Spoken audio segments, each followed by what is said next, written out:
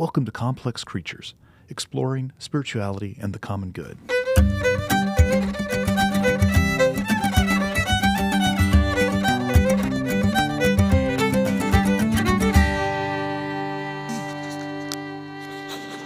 Alan, this is the interview with Professor Jonathan Stadler. Hello, friends. Welcome to today's episode of Complex Creatures, our podcast exploring spirituality and the common good. Today, we step into the dynamic intersection of faith, psychology, and personal growth, especially as it relates to the lives of men today. In a time when conversations around mental health, masculinity, spiritual searching are more pressing than ever, we need guides who can speak with clarity, compassion, and credibility. Our guest today is Professor Jonathan Stadler. He's a professor of psychology at Bethany Lutheran College in Mankato, Minnesota. He holds a PhD in psychology and neuroscience from Vanderbilt University. He's also a committed Christian. He loves to think about everything from psychology and music, like the hip-hop performer DMX, and psychology and television shows like Burn Notice, and he's written on all of it. And he's even given public talks of advice to men and young boys growing into men. He's thoughtful. He's a thoughtful voice on ways that our faith and inner life shape one another. So having a foot both in the academy and in the church, he brings a rare blend of research insight and pastoral wisdom. You're going to hear that today. Together, we explore how Christian tradition can speak meaningfully into the modern hunger for healing, wholeness, and purpose. In this conversation, we're going to talk about so much is going on in our moment, but in general, how does psychology relate to faith? And just meandering questions I have along the way. And we're going to find out ways that faith plays into the study of the way we think. Whether you're someone walking through questions of your own identity or trying to grow in your own emotional maturity or simply just seeking a more integrated life, I think this episode offers some thoughtful and accessible and hopefully reflective thoughts and insights for your journey. Give this a listen. It says in your on the website at Bethany Lutheran that you are a psychology professor, but in parentheses it says neuroscience is your PhD. So talk to me just a little bit about that. Sure. Would you call yourself a neuroscientist, or do you call yourself a psychologist, or both? Well, it depends on the day. And it depends on which class I'm teaching. Yeah. So I like to consider myself a bit of a generalist when it comes to the field of psychology. I pretty much love almost every sub-discipline. And so I really love teaching general psychology for that reason. I get to dip my toe in a lot of different areas of psychology. And so when I'm in that generalist mode, then I'm a psychologist. But I also, my specialty was actually behavioral psychopharmacology. And so when I'm in that mode, then I consider myself a behavioral neuroscientist. Fascinating. And so I love everything about the brain. I love everything about the interface between biology and psychology, how physiological and psychological processes interact and integrate with each other and sometimes don't. Wow. On this podcast, we've had Professor Gregory Burns from Emory. Have you ever heard of him? I might have heard of his work. I might not know the name. He's done a lot of work. Well, we talked to him because he was putting dogs in MRI machines, and so he's got this. He's an MD who also calls himself a neuroscientist or psychologist, depending on. He's a fascinating guy because he's fascinated by a lot of things. His most recent book is called Cow Puppy. So he's got known for doing all this research on how dogs think. Oh, cool! And then he during COVID opened up a homestead farm south of Atlanta, and now he raises cows, and he thinks that they are kind of better pets than dogs.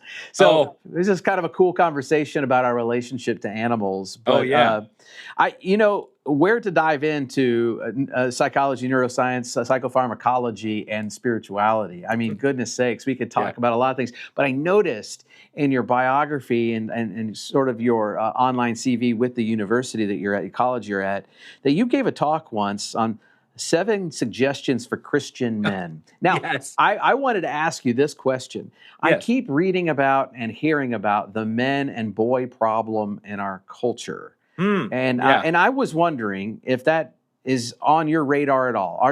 When you gave a talk like that, were you thinking about those issues, or was that a different sort of talk? Well, it's funny that you bring that one up, because when I was giving that talk, or when I was developing that talk, that was at the front end of the popularity of Jordan Peterson. Mm-hmm. And so my talk is kind of a take on his 12 rules for living. And so I kind of like, kind of playfully said, well, I don't have the hubris to say that these are rules. They're more suggestions, and I don't think I can come up with 12, so I'm going to come up with 7. 7 is a godly number, so we'll stick with 7. And so that was kind of the impetus behind that talk. And then it also that talk originated from a lot of other talks that I had given over the years, and it was an attempt to kind of synthesize some of these other talks. So one of the talks was about what you don't know can hurt you, and I was talking about how the power of schemas to influence our behavior and our thinking, and so that was one talk that kind of folded into this when I was asked to give a presentation for a greasy men's breakfast. And so that's where that talk was actually given, was at a church group. They had a yearly greasy men's breakfast, and they would have a different speaker come in. That's cool. And so there was that. And then the other talk that really kind of influenced what kind of advice would I give to men came from the Pop Culture Association of the South. I gave a talk on the movie The Road, and I called it Parenting in the Apocalypse, the father-son relationship in The Road, and kind of tried to unpack what it means to be a father in the apocalypse, based on Cormac McCarthy's The Road. And so those were kind of the seeds that kind of formed that talk. I think I want to put those first to the side for a moment. I want to come back to them because I'm actually really fascinated. Got a lot of things to say, and you just referenced my favorite, one of my favorite novels. And it's excellent. Yeah, it's excellent. Let me just start more generally and ask. Okay, so you are an academic, you're a professor, a psychologist, and I take it you are a Christian. Yes. Okay, you're what stripe of Christian would you say you are? I am a confessional Lutheran. A confessional Lutheran. Yes. Fascinating, and you're in the land of Lutherans, and Yes. That's wonderful. Here in Atlanta, we don't have very many, but you go up to the Midwest, and where you are, definitely. Yeah. So that's very cool. Now let me ask this question from a very baseline, just kind of entering into conversation. Mm-hmm. What are your thoughts about spirituality and in terms of psychological well-being? I hear a lot of things in studies and surveys. To be religious, people say is one key to being more happy. I mean, I don't. Mm-hmm. But then, of course, I also come from a tradition and a culture where there's a lot of shame wrapped up into faith and religion and spirituality. Right. Just give me some of your general impressions and thoughts on that. We'll just think. So the field of psychology has become much more open to spirituality, I would say, than when I was in grad school. And in grad school, it was either ignored or maligned. And this was in the early 90s. And I think as an influence of actually positive psychology, it opened the door for exploring, well, what are the things that help humans flourish? And they started to realize. Positive psychology, give us a little distinction between what makes positive psychology different from like cognitive behavioral or something like that. So positive psychology is more of kind of a frame of mind that we should not be worried about what goes wrong with people. And so this was developed by Martin Seligman, or it was promoted by Martin Seligman when he was the APA president in 1998. And he said, we spend too much time thinking about what goes wrong and trying to fix what goes wrong. Why aren't we focused on what goes right and trying to promote what helps humans flourish? Why aren't we focused on these more positive elements? And so that's kind of the genesis of positive psychology. And so as a result, there's a lot more research that is done on what helps people to have a good life, what helps people have meaning and purpose.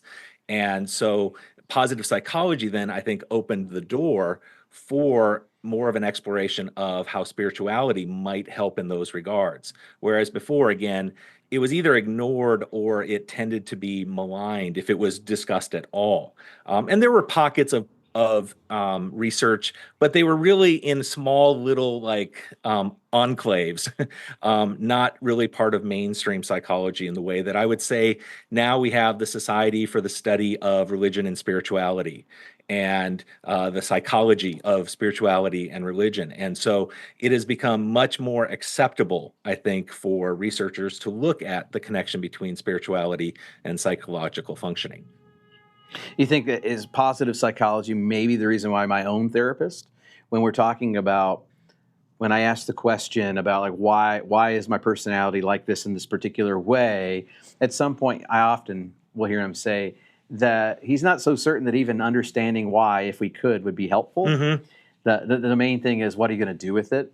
And kind of, because when you watch a movie or something, there's all this, and there's some therapy. Mm-hmm. There's always like this, like trying to find the genesis, right, for the reason why we feel a certain way, right? Yeah.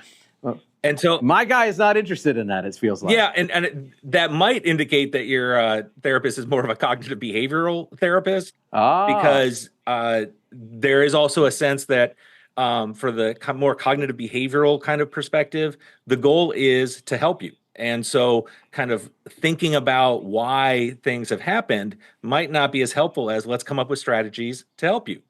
And so Gotcha. that could be, but it could also be kind of like, let's focus on the positive. Let's focus on what's going to benefit you rather than keep focusing on what went wrong and, why things were terrible in the past.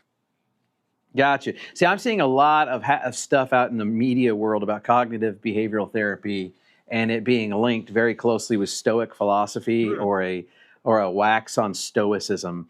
To be frank, I'm sort of an academic in the philosophical theological world.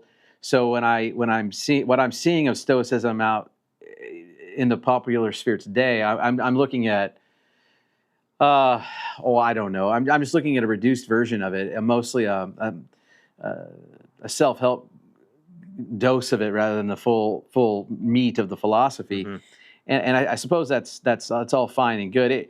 It reminds me something that Paul Tillich wrote, who's a theologian, 20th century theologian, encouraged to be. There's some sentence in there about how, like basically, when Christianity recedes, you will see Stoicism emerge, and out of Silicon Valley right now, in people who are in that space or in adjacent spaces, there's a lot of love for Stoic ideas and tenets, and a lot of young men in specifically are reading Marcus Aurelius and different ones, and Ryan Holiday is promoting it in a lot. And I don't know if you've been seeing this, but there's been some Venn diagram overlap between CBT and Stoicism. That's interesting because I'm not as familiar with the philosophical stuff. That's why I love having Aaron as a friend, because he helps kind of educate me on that stuff.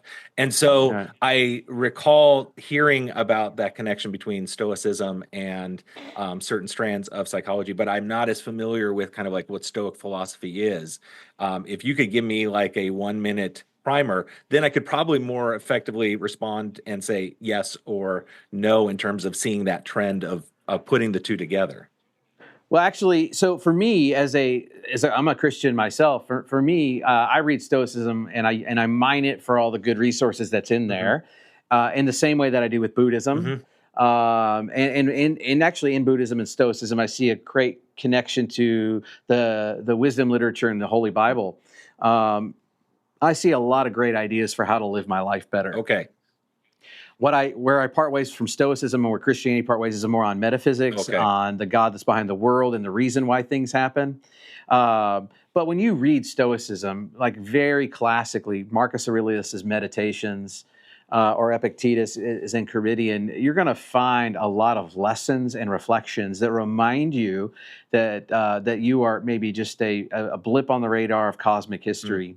So it tries to reframe your situational crisis into a larger time frame. Oh, okay. It does a lot of memento mori, a lot of remembering you're going to die to help you live a better life. So it's I think a confrontation with our finitude in a lot of ways so that you will live better. And my favorite way of talking about one of Marcus Aurelius' early insights in the book Meditations is, and this is my translation: remember, when you wake up today, you are going to encounter jerks. Like, people are going to be rude, and they're going to be sullen, and some of them are going to have a bad idea about what's good and a bad idea about what's bad. Remember, you can't control it. So, and then there's advice, right? Yeah. So it's that I'm seeing out in the world. Yeah. And that makes so sense then. wisdom. Yeah. Then I can definitely see the connection between cognitive behavior therapy and Stoicism. And I wonder if Stoicism is a stand-in then for, from a theological perspective, sanctification, that both of them care about, well, how do you live now? And sanctification is, how do you live now as a Christian? Now that you've been redeemed and now that you understand your identity in Christ, what difference does that make? And so it sounds like Stoicism might be kind of a secular version of kind of the sanctified life in terms of making that connection. That's fascinating, because one trend in thinking that I've seen, and that's not original to me, this has been observed by philosophers and theologians of different stripes for generations, is when we have that impulse to make the world less sacred, or to secularize, what we do is just migrate. There's William Cavanaugh's title of his book, Migrations of the Holy, and there's an image of a cross and an American flag. We just re-sacralize, right? Yeah. The sacred sort of migrates to something else. And so I feel like we have a hard time getting away from spiritual, if we're going to be very general, spiritual themes, but very specifically Christian themes. We have a very hard time getting away from them altogether. We sometimes just remove them from one place and replace them and put them in another place. And we see that in psychology too. Like Freudian psychoanalysis is basically a secular version of the theology of original sin. We are born with say more. Yeah, we're born with the id, and the id is the selfish beast, and then we are constantly having to work to suppress the id and to kind of bring it in line. And so we develop the ego, and we develop the superego. And so the superego involves the ego ideal and the conscience. And so it's fascinating that we see that same kind of trend even in psychological theorizing, that we can't completely get away from the sacred. We just reconceptualize it in secular terms. And Freudian analysis is not as popular as it used to be, right? It's waned. But at the same time, it kind of holds this mythic like image in our imagination, and like our creations, right? And what we talk about in film and in media, Freud still looms. Oh, absolutely. Even though people aren't practicing a lot of Freudian analysis. Yeah, he moved from the psychology department to cultural studies department. You can kind of think of it that way. Like he has an outsized influence, like in terms of even just the language we use, the fact that we even use the word ego. When we say, you're so anal, that's referring to his defense mechanisms, and, anal retentivism, and, and there's just the libido. I mean, we just take for granted so many of these terms that I try to show my students. It's like, you are kind of amateur Freudians in your everyday life if you're using all of these terms. So back to a question I was bringing up earlier. What is your general thought about spirituality or religion and its ability to make us happier people? When you see that referenced in just like Pew Research studies about, and you'll see it come up, just one of our major publications like Time or something like that will come out and say, well, one of the benefits of religion, at least, is people tend to be more happy. Do you have any thoughts about that, or observations, or maybe even research on that? Yeah, so I think that the relationship between spirituality and like psychological well-being can be a double-edged sword, as you kind of referred to previously, when there are some people who've been burned, and so it's kind of a negative influence. But there is so much research out there that suggests that spirituality gives you a certain peace of mind, which then ends up having impacts even physiologically in terms of reduced stress levels, which means reduced cortisol levels, which means reduced risk of heart disease and other physical ailments. And so when spirituality isn't, I hate using this term, but when spirituality isn't toxic, it can actually be quite beneficial to both psychological and even physiological functioning. And so there's a whole host of research that suggests that having kind of healthy spirituality creates healthy people kind of psychologically and physiologically. As a Christian, you might sense what I see, but that word spirituality has become a catch-all term for people. When people say I'm spiritual, not religious, I really just take that to mean that at minimum, the person wishes to be connected to something greater than themselves. Maximally, it might mean that they have a different tradition. It definitely seems to imply they're not into the institutionality of religion, but I'm worried that I'm seeing sort of a self-help or personal growth bent towards just the general world of spirituality that isn't quite, now this worry comes from a particular Christian perspective, that isn't quite the same or doesn't measure up to faith formation or discipleship or what, I don't know. I don't know if I have a question so much as if you can comment on that, this distinction between the difference, which is this kind of self-help, helping me to overcome maybe bad feelings in this world versus like faith formations, being formed in a historic traditional practice of life. I guess that orders me to something else. Yeah, and I would agree that I think spirituality in its broadest sense, especially American spirituality, has a very strong individualistic through line. And that then is different than, I think, Christian spirituality, where we have, imagery like the body of Christ, the building of God, and so forth, where you are not your own. And as a result, yes, we have our individual faith, but we are plugged into something greater than ourselves communally. And so I always argue that the Christian faith, especially within traditions, is not an individualistic faith. It is a communal faith. And I would argue that it's a both and. It's a paradox because many Christian traditions say you're saved individually. But the danger is then it becomes just me and Jesus. And then it has become fully individualistic. And that's not what the Bible shows. The Bible, both Old and New Testament, have clear imagery of being connected to community, being connected as parts of a body, and so forth.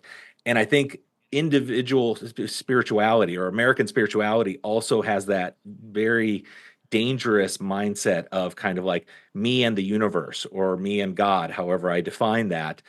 And it doesn't necessarily allow you to have that communal connection that helps kind of keep in check some of the worser impulses that even spirituality can cause. It's fascinating because there's a couple things that come to mind when you say that on a personal level. One is that I often kind of glibly tell people one reason that they should go to church. And now, for the record, I'm a pastor of a congregation.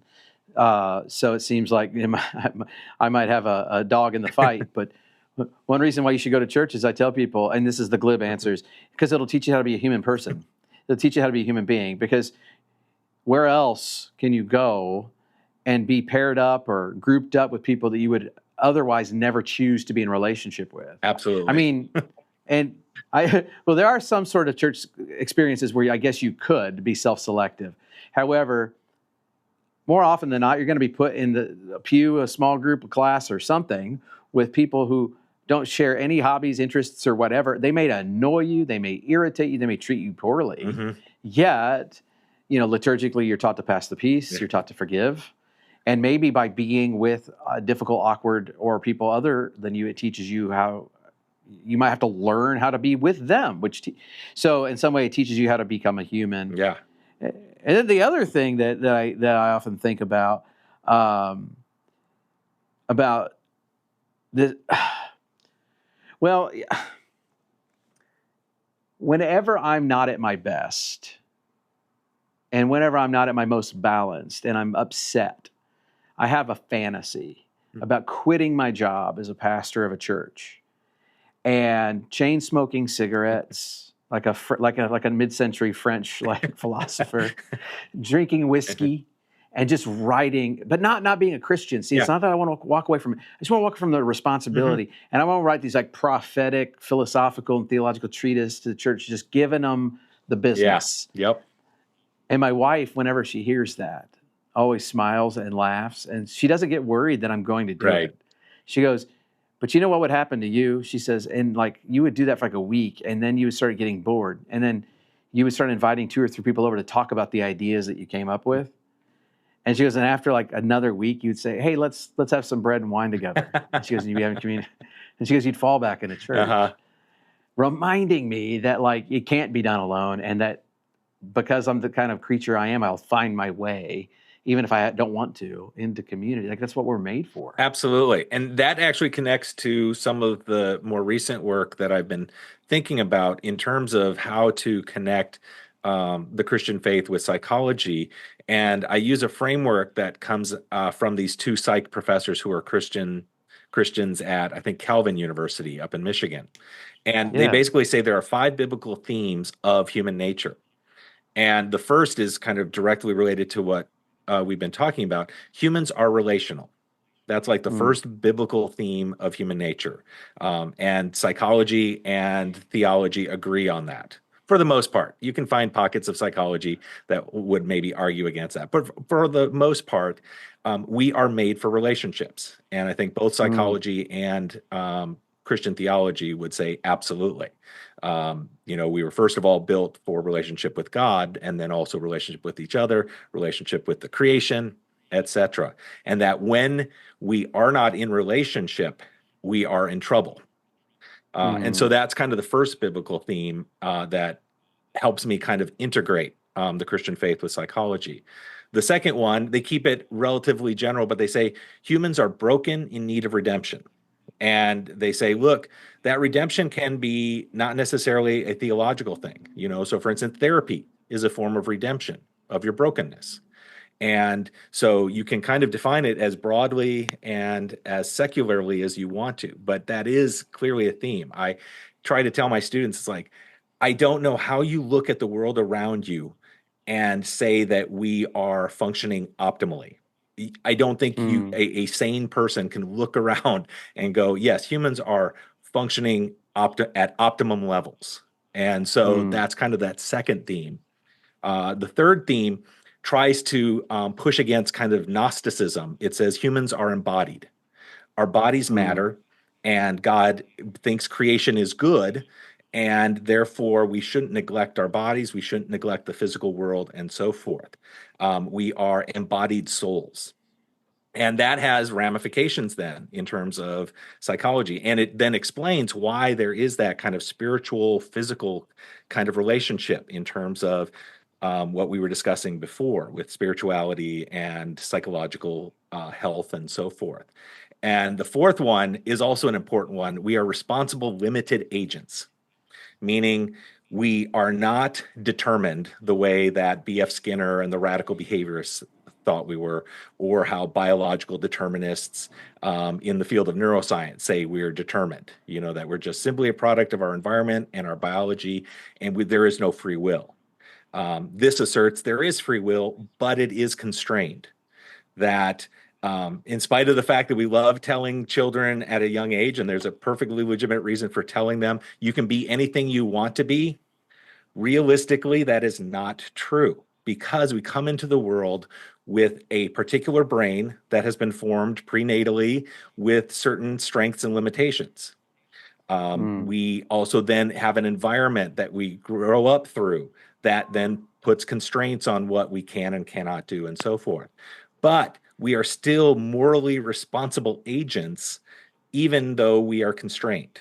So in other words, we can't just say, nope, it's not my fault. It's all biology. It's all environment. We don't have that choice. Ironically, we don't have that choice to say we have no choice. And then the final theme, I think, which is really important, and this kind of also gets, I think, at why spirituality, when functioning well, has a positive effect, is that we are meaning seekers. We are interested in purpose. We seem to have this drive towards more than just survival, and that if we can tap into that, then that has very positive outcomes possible. That's a lot. I know. And there's a lot to unpack. No, there's a lot to unpack there, but there's a couple of things that just because of my current interests, I just want to play off of there. The third one, that we're embodied, that's one of the, I am not a technologist. And so I'm not going to pretend that I have a great handle on artificial intelligence. The way that I'm currently thinking about it is not novel, but it is the best way to think about it is in terms of a co-intelligence, that it is a tool that we can use to riff off of. Being large language models, I still think Noam Chomsky's right that really what it's good at is great plagiarism at this point in time. Where it goes, I don't know. I have an imagination just like anybody else, but I find theoretically an incredible limit because of embodiment. That there is a certain sort of knowledge that perhaps a machine can tell you how to get from one point to another, but to know the difference between the physical feeling of standing up, right, of air into flesh, movement and elevation, like this embodied knowledge of space is different, at least. And maybe I'm showing my ignorance, but as a human creature, I mean, one thing I like to tell people is, it might sound like science fiction language to say you're an earthling, but literally you're an earthling. You are of this. Right. You are so tied up and bound up to the elements of this cosmos and this earth that you can't really understand St. Andrews, Scotland, from VR experiences of playing golf courses in St. Andrews, Scotland. Right, yeah, absolutely. It is not the same as being in St. Andrews and walking and feeling the wind at your back and having the sausage roll around the turn. I mean, these things, a lot of our knowledge is embodied. Right? Yeah. So I find that to be very meaningful, affirming tenet in the list. And that strikes me as interesting. The other one that I want to talk about right now is fascinating, is that we're meaning-seeking and meaning-making creatures. And we brought up Jordan Peterson earlier at the onset. Now, I'm finding it fascinating that Jordan Peterson is making a turn in his thinking. I don't know if you follow him very much. I don't. Yeah, I haven't followed him recently. What I am following is this theorized movement called the surprising return of the belief in God, which is this British journalist, evangelical Christian, he is claiming that he's seeing a tide turning and people coming back to faith. I think part of it is stuff that he's anecdotally seeing. Part of it might be some meaning seeking that's happening in our world. Part of it is stuff he would like to see. I think some of it's cultural and political. I talk a lot to people about how trad Catholics are on the rise. So I think some of it's aesthetic. Oh, absolutely. However, there is a growing interest in young men and Generation Z and men with religion.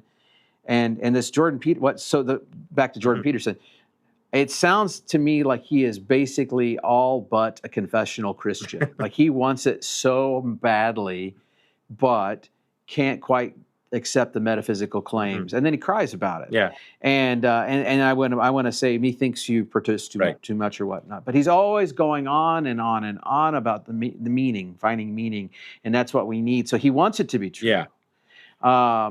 And I will say, I'm going to pair that just kind of observation with the cultural milieu and his followership, and then I am encountering a lot of folks showing up at church recently. Who are telling me in ways I haven't heard in a couple decades, I'm looking for more. And I'm not a church person, but I'm looking. There's a woman who just come along to church saying, "Hey, I didn't grow up going to church, but I decided to do it for Lent." That's a strange thing. Yeah. And then she told me on Easter Sunday, she goes, "I was going to quit coming today because it's Easter now, but I like it, so I think I'm going to keep coming." It's like looking Yep. for meaning. Absolutely. And a pastor I knew, even maybe 5-10 years ago, was telling me that, so this might still have been on the edge of millennials, but that millennials or Gen Z, older Gen Z, that he said that there was data out there saying that they actually gravitate more towards tradition than the Gen Xers did, and that Yes. they were more interested in traditional forms of Christianity as opposed to kind of the big box evangelical type of spirituality that Gen Xers stereotypically were, involved with, and so forth. And I wonder if that's part of this trend then also with Jordan Peterson, that it's kind of this meaning seeking, it's this attempt at connecting to transcendence, something more than just the immanent, that is what's causing people to, for instance, take up church for Lent, because they're Right. trying to connect Yeah. to something, again, greater than themselves. They want a sense of purpose and a meaning that is greater than just, the 9 to 5 or pursuing materialism or so forth. But again, I think, like you had hinted at, most of it is anecdotal. I haven't seen any really good cross-sectional, like Pew or Gallup research that can verify that. But anecdotally, I've been hearing very similar things.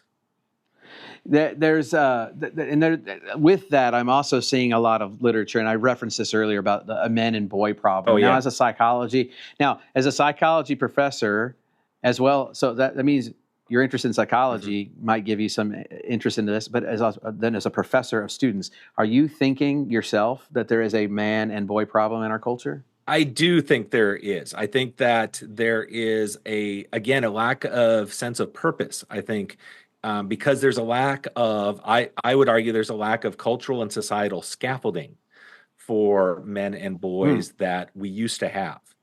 That the downside of providing more opportunities for women and girls is that we've made it kind of an either or proposition societally, rather than a both and. That what is the scaffolding that say more about that? So for instance, I would say that when I was growing up, there were certain expectations of participation in, like Little League and youth group, and we had, like, specifically kind of like our version of the Boy Scouts, and they were being led by men, and so you were getting a lot of modeling about what it meant to be. And of course, this was in kind of specific, well, it wasn't just Christian kind of context, but you had this sense, had the Little League coaches, you had other kinds of societal frameworks in which we brought up boys to kind of have the certain expectations for what they needed to do once they, matured and so forth. And I think increasingly some of that scaffolding got pulled away for a variety of reasons. I think it's a really complex question to unpack, but I do think that increasingly, because we became a much more individualistic society. I mean, I forget the name of the author, but he wrote the book Bowling Alone, and talked about how bowling was increasing as an activity, but bowling leagues were decreasing, and a lot of those communal frameworks in which you kind of learn how to, be a member of society, kind of became less and less important as we became more atomized. And so I think that those trends also then affected what we're now calling the kind of the man-boy crisis, because we depended on those to help us understand, well, what are the responsibilities of being a man, in their best sense.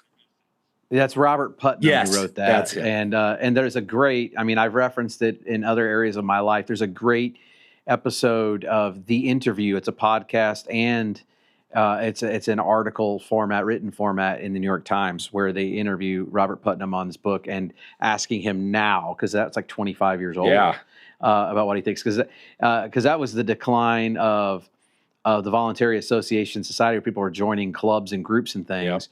And it's even proliferated even more now. But I think you're right on your assessments. I bring this up because I am really personally playing with a lot of ideas for articles and things I'd like to write. I serve in a church in a mainline denomination, so that denomination tends to be pretty progressive. The congregation is a mixed bag, and we theologically run pretty. There's a certain variance to the left and right of center where we go theologically and politically, and we're kind of one of these. We're in Midtown Atlanta, so you pull from all sorts, and because of that, you're going to get evangelicals, you're going to get ex-Roman Catholics, and you're going to get everything in between, and so part of the world that I live in has a lot of interest in criticizing toxic masculinity and really questioning the manosphere, the podcasts and blogs and articles and stuff written that's really trying to take back masculinity to various degrees of toxicity, I would say. And then on the other hand, you have people who are probably still reading that evangelical pastor who wrote Wild at Heart, John Eldredge, and people who might be drawn to Jordan Peterson, and people who might Catholics, people who might love Father Robert Barron. A lot of young men are driven to him. And I'm trying to write this piece right now saying we shouldn't sleep on this manosphere thing, because no matter what you think of it, the fact that there's an Andrew Tate speaking misogynistically, and then there's a Bronze Age pervert talking about Nietzschean ideas and just kind of illicit, I think, bad behavior stuff. All the way to Joe Rogan, who I do not connect to those guys, but Joe Rogan, interested in mixed martial arts and common sense thinking and working our bodies, and that's an interest to people too. So over here, the Art of Manliness podcast by this Mormon Christian guy, and it's sweet and gentle, but talking about virtues and things too. So you got this whole spectrum, and all of it tells me something. It at least ought to tell us that, at least I think, men don't know exactly what it means to be a man, and at least not knowing is a problem, right? Yeah, and I would think, I think, the manosphere is very broad, and I would say that I get a little bit impatient when all of it is labeled as toxic masculinity, just because it is a wide spectrum. There's a big difference between Bishop Robert Barron and Andrew Tate. Big, I mean, huge, like they're on different planets in terms of absolutely wrestling with masculinity.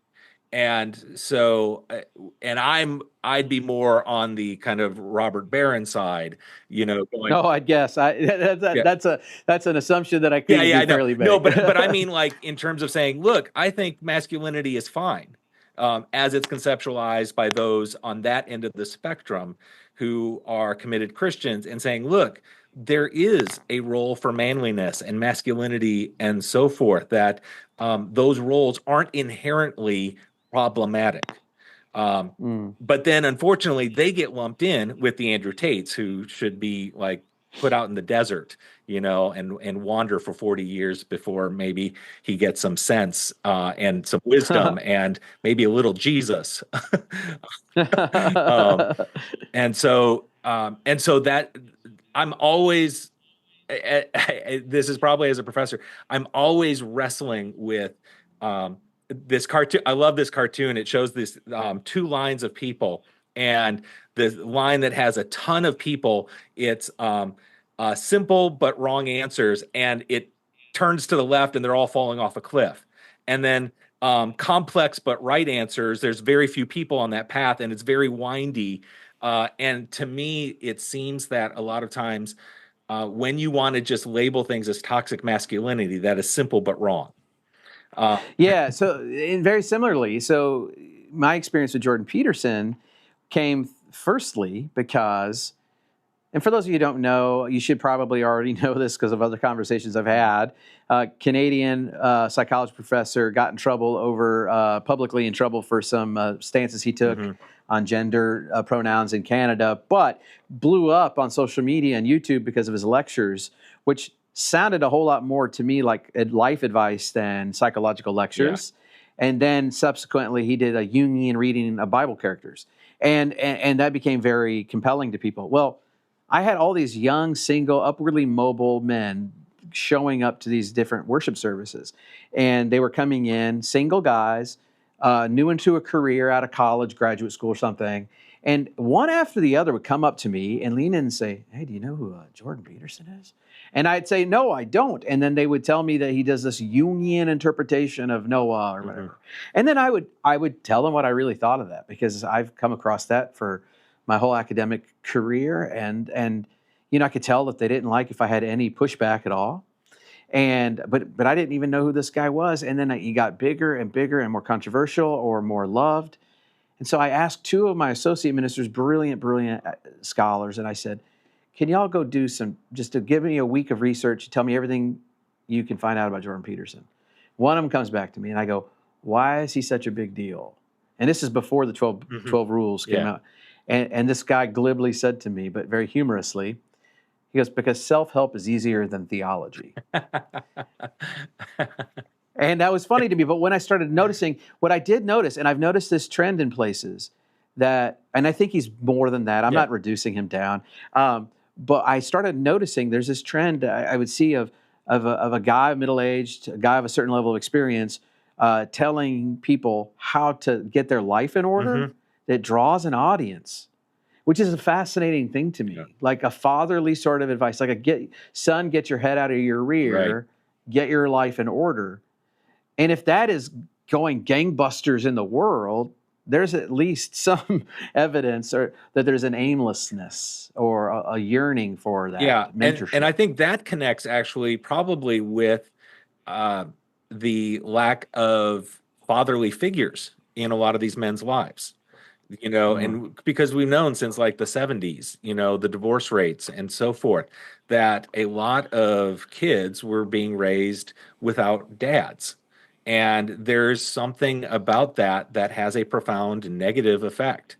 And for both boys and girls, there's research out there that suggests the lack of a positive father figure has profound negative, long-lasting impacts in children's lives. And so the aimlessness is part of probably the breakdown of fathers. And, this is not a new suggestion. I mean, the Fatherhood Initiative, I think, was created like 30 years ago, where this nonprofit was developed specifically to try to tackle how do we get there to be more kind of stand-up fathers, because the social science research was showing a lot of negative impacts when kids grow up without fathers. And so these young men in particular, I think, were gravitating towards Jordan Peterson probably as a father figure because he was acting like one. He was saying, "Hey, clean your room, do this, do that." He was providing structure. And I think that's part of the reason why people are, especially in Gen Z and millennial generations, are maybe gravitating towards the more traditional forms of Christianity, is they have structure, they have form, they're not aimless. They aren't being blown around by the whims of culture and society. So can you say more about that through that lens that I'm now attracted to? And I'm sorry to drill down on men and boys. It just seems to be of interest to me. Yeah. Maybe, but you alluded to earlier that going into your talk on the 7 suggestions for Christian men, some influence from Cormac McCarthy's The Road. Yeah. And I will tell you quite just autobiographically, I read that later in my life. So it wasn't like I grew up reading that or reading it like 20 years ago. I read it within the last 5-10 years. And I mean, it's a hard book. The father-son relationship in an apocalypse is a hard one. But the phrase of carry the fire, the keep a small fire lit, that has inspired me so much. And I went through a personal health journey in crisis where I nearly died, and I went through this whole long thing for 2 years. And I just kept that as a phrase, a mantra to carry the fire. I tell that to my kids. There's 3 things my kids hear every day when they go off on the bus to school. It's like, be kind and make good decisions. I quiz them on it so they know it. Be kind and make good decisions. Your attitude will dictate your day, and then carry the fire. And I even got horror of horrors for those who don't like this. I even got a tattoo at one point that says it has carry the fire and some other things that represent my children because I overcame this in a death situation. So tell me about that story and some of that. I'm interested in hearing about parenting or being a father during an apocalypse. Yeah. So what drew me to that story was, I think I had read an essay by someone who was talking about the father-son relationship. And so I was like, well, I'm going to have to go see this movie. And then I was like, I saw the movie and I was like, oh, I'm going to have to read the book. And I was just fascinated by how it is a very tender book in many ways when it comes to their relationship, in spite of all the horrors that they are experiencing throughout the book from beginning to end. And that idea of carrying the fire and the fact that the dad wants to not only care for his son in these extreme circumstances, but that he's also trying to like mentor him. And that at times the lessons he's been teaching his son have to be then taught back to him by the son, which shows that he's been effective as a father. You know, that the son has to kind of remind him of what it means to be human when he wants to treat that. He wants to exploit that man that they come across who originally tries to threaten them. And so then he strips him down and is going to leave him there to die. And the son, it's like, but dad, that's wrong. He's like, you're going against everything you've been teaching me. And so, of course, they go back and they leave the clothes and the man's gone. And so you don't know what's happened. But the fact that the son has to remind the dad of the humanity he's been trying to hold onto for his son's sake it's just beautiful, because it shows, he has been doing a great job as a dad in the apocalypse because his son internalized what he's been trying to teach him. I actually want to say thank you for making that point, because I think personally sometimes when I feel like my kids teach me back the things I've taught them, maybe I feel like that I'm failing. But you just let me maybe have a glimmer of hope that that's actually a sign of success. Right. That they've been listening and internalizing what you've been trying to teach them. But it's painful at the time because you're like, I should have done better. But I guess, that is a positive sign that it's like they remember. What are some of your other suggestions? I like how you said 7 suggestions for Christian men instead of rules. Yeah. It's a less marketable, but I actually like the humble approach. What are some of your other suggestions? So the 7 suggestions, I did try to make them a little marketable because they all start with the word be. Okay. So the first one, and I think it's the most important coming at it as a Christian, is be sure of your role in God's story and how to play it well.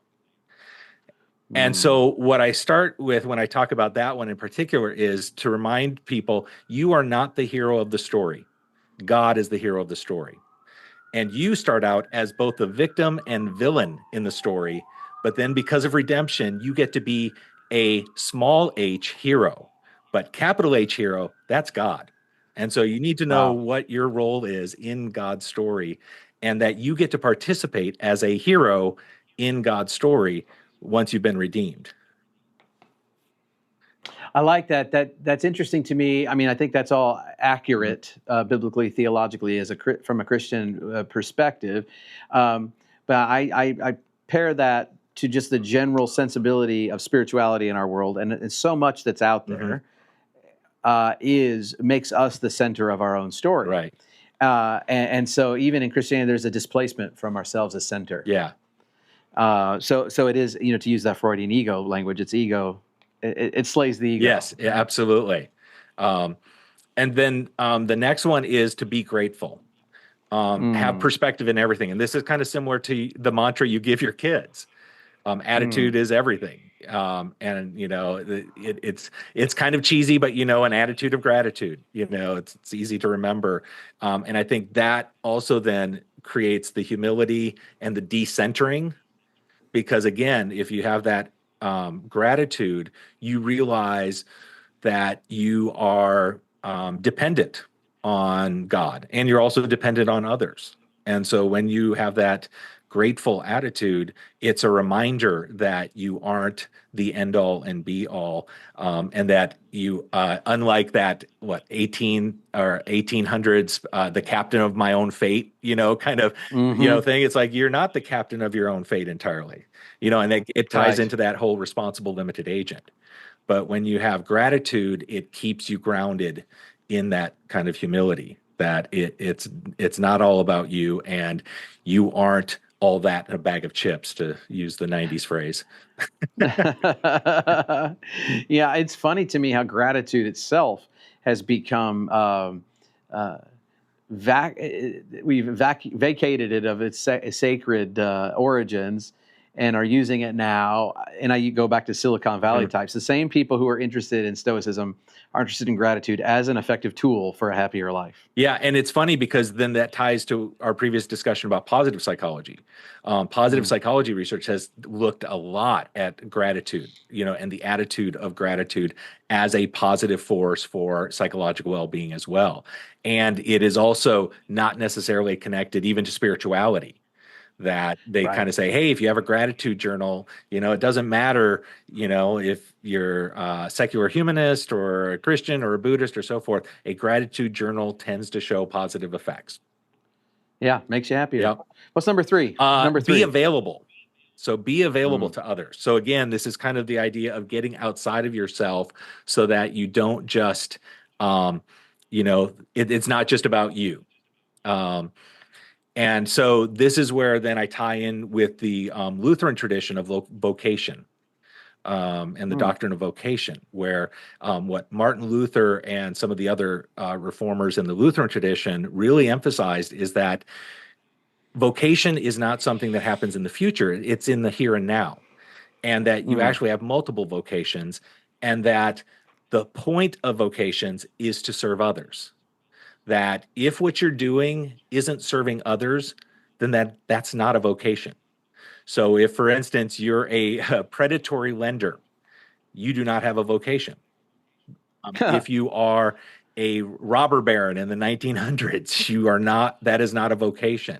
That if you are exploiting others or in any way not serving others, then you have a job, you have a career, but you don't have a vocation, because serving others is the heart of vocation. And the other thing about that being available that I try to teach them, or that I was talking about in that lecture, is that you have multiple vocations in the here and now. So, for instance, you may have a vocation as a son or daughter. And so what does that mean for your parent? How do you serve your parents? You have a vocation as a spouse or a partner. You have a vocation as a father or mother. You have a vocation as an employee. You have a vocation as an employer. All of these roles, if they are opportunities for service, become vocations.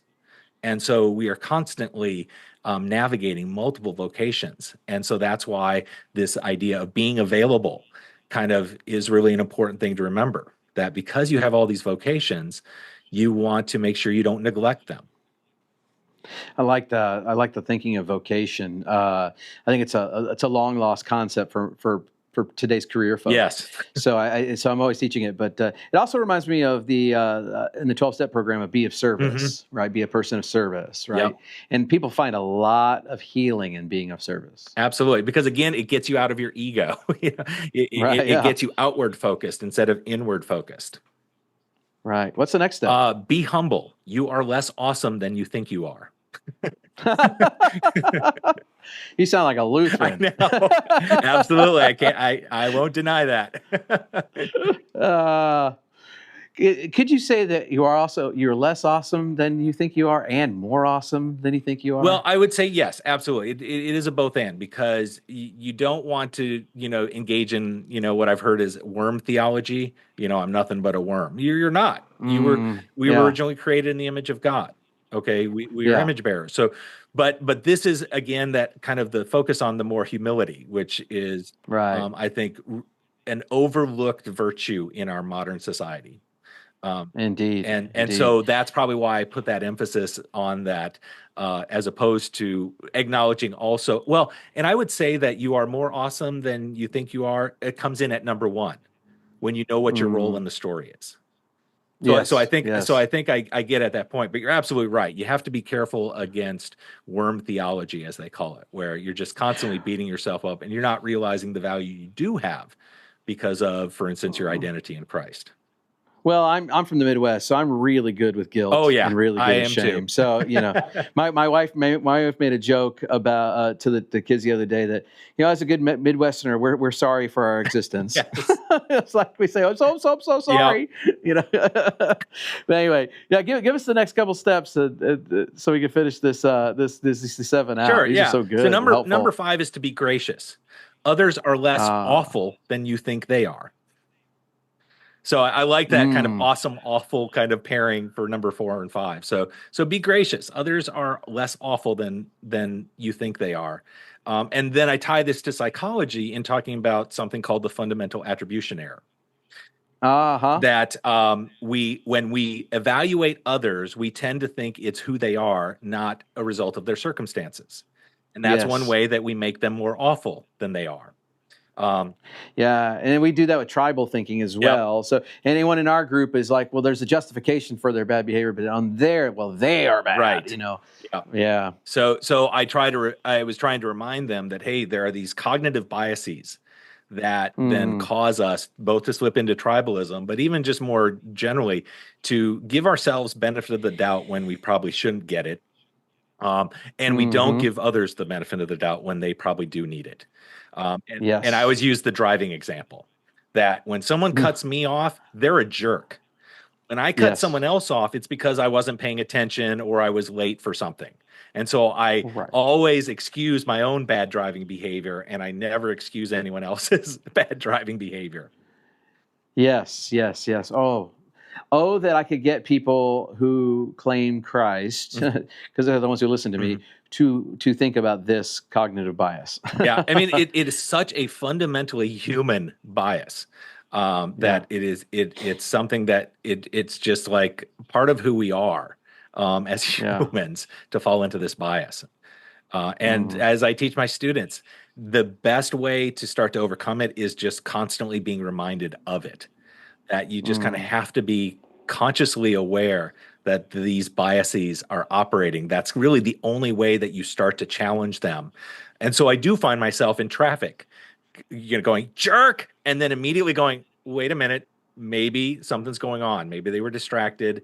Maybe, they are dealing with bad news, and so I find myself, and this is only what comes as a benefit of having to teach this for 20 plus years. Is that it finally starts to sink in that, you start challenging it. But that's where I think constantly being reminded of some of these flaws, that going back to humans are broken. One of the ways we're broken is the way we think. Right. Yes. All right. Number 6. Number 6 is be aware of the traps. And so I talk about there are a number of traps that cause us to think and act in ways that are less optimal. And for this group, I said, even sinful. And so I talk about a number of both cognitive and motivational biases that get us in trouble. And so for many of us, and myself included, we operate under the confirmation bias, that we only take in information that already agrees with what we believe is, the correct way of thinking. And then the other one that I talk about, which comes into play for communal living, is diffusion of responsibility. That when someone is in trouble, if there's too many of us around, we tend to diffuse our responsibility to the group so that no individual actually takes action to help. Yes, I have examples of that all over the place, and especially I was watching Andor season 2. I think. I don't know if you saw. I haven't seen season show. 2. I saw really good reviews about it, and so it made me really intrigued. There's this whole bit of people being stranded on some planet. Oh, and they're completely doing that. They can't get any help. Oh, wow. Yeah, it's crazy. Yeah. All right, and number 7. And then number 7 is be amazed. There are some, and remember, I'm trying to show the connection between the Christian faith and psychology. So I talk about how there are so many amazing things that psychology shows us. And so I talk Yeah. about the intricacies of the brain and its design and how it functions. I talk about the fascinating study of lifespan development, from conception to old age, how our memory works when it's working well, um, cognitive function. So there's just so many different things that, like, to be amazed about at what it means to be human, and kind of all of the gifts and the abilities and skills that we have. It is another area of well, maybe it just brings me to a bit of just a big question of mystery. But when you compare what artificial intelligence is able to do versus what a human brain or human brains can do, that time in development and evolution is different. Mhm. And and maybe some of our great strengths might also be the converse of our great weaknesses, that we have this reptilian brain atop of, that's put, we have the higher systems put on top of it, and we have to process through these things. It might be some of the things that hold us back, but also some of the things that propel us through creatively. I don't know, it's interesting to me to think about how over time our brains have developed and changed. Yeah, and I always tie it back to, talking about God's design. That this wasn't meaningless. This wasn't, random, and so forth. That there is, I try as a Christian to think there's design. And yeah, there because we are broken, then it's not functionally optimally. But don't lose sight of the fact that there are some incredible elements and intricacies to how we do function, that are just amazing. I mean, like, how is it that we see the full spectrum of colors using three types of cones, red, green, and blue cones, and yet we see all of these fascinating shades of all of these different colors. How the visual system in general works is Right. just incredible. Yes, I think a sense of awe is a necessary thing for making us better Mhm. humans Yeah. today, and I think that there's various reasons for why we've lost a sense of enchantment, but gaining it is a spiritual thing that we all need to strive for, Absolutely. Yeah. regaining. This has been a great conversation. I like to end, if you putting you on the spot, Okay. by just asking you about some book recommendations or anything. It could be about topics that we've discussed or Mhm. others that are adjacent topics that I'm always looking. Basically, this is for me and for anyone who's like me and loves to fill up a library full of books that are going to tickle my fancy or scratch an itch. Yeah, so What's some? so as far as books, I love the Space Trilogy by C.S. Lewis. Oh yeah. So I was a big C.S. Lewis fan probably since my early 20s, and so, um, but probably my favorite book of his is The Four Loves. Mm, Because The Four Loves really helped me reorient my thinking on that topic, especially what the demands of agape love really are. Like okay. he has one phrase that I remember, and it's more interesting now that I'm married. But he talks about what it really means to love sacrificially, Mm, and that you really understand agape love when you are loving people in moments where they are the most unlovable. And mm, and the converse is, and something I had never seen before was, he talked about how difficult it is to be loved when you are unlovable. And I'd never mm, seen, because we always tended to focus on, our act of love towards others. But he talked about it's more difficult to be loved when you're unlovable. That's mm, probably a greater spiritual virtue, to be able to accept love when you cannot do anything in return. mm, Because and it's probably that kind of like work righteousness in us, that we want to be worthy of the love we are given.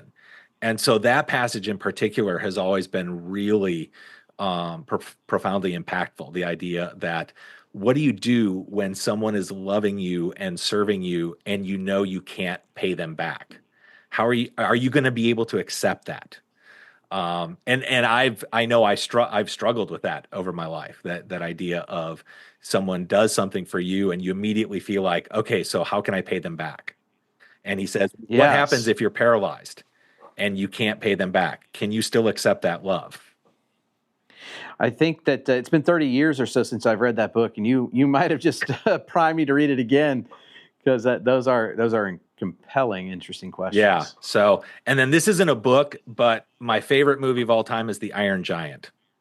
And oh yes, I tell anyone and everyone I can that they absolutely have to go see that movie as soon as possible.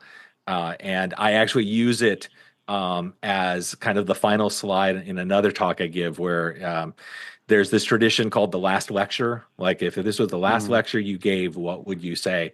And so my last slide has a picture of the Iron Giant, and the slide says, "It's never too late to be Superman." Oh wow, that is a great film. Good recommendation there. Now, what advice do you give college students? We are in May as we record this. This will come out in a couple weeks, perhaps. But you got a bunch of students graduating, moving into college, kids starting school. What are some advice as a professor that you give to students, or you wish you could give to students?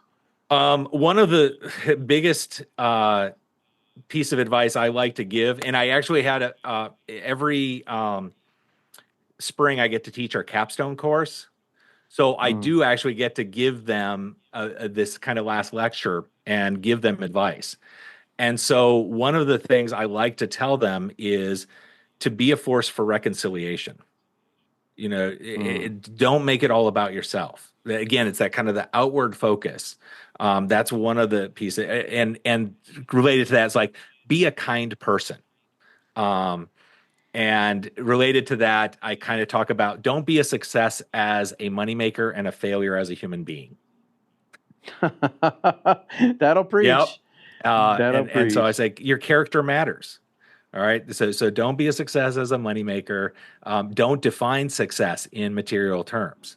You know, kindness is a better marker of success than the bottom line. Amen. Wow. All right. Well, my friend, I'm gonna call you friend now. Absolutely. I really enjoyed meeting you and talking with you and learning from you today. Is there anything that you would ask of our audience that we could send them your way, or to learn more about what you do, or any final words that you would have for them, if you could just sum up what you would like to say to a group of people? Well, I think my final words, I don't really have anywhere to send them, but my final words would simply be to be kind and to try to put more light in the world than darkness in the way you act and behave and think and feel. I think those are very meaningful words, especially for the time we find ourselves in socially. Yeah. Well, Professor, thank you so much for joining us today. Oh, and thank you for inviting me. This was so much fun. This was a blast.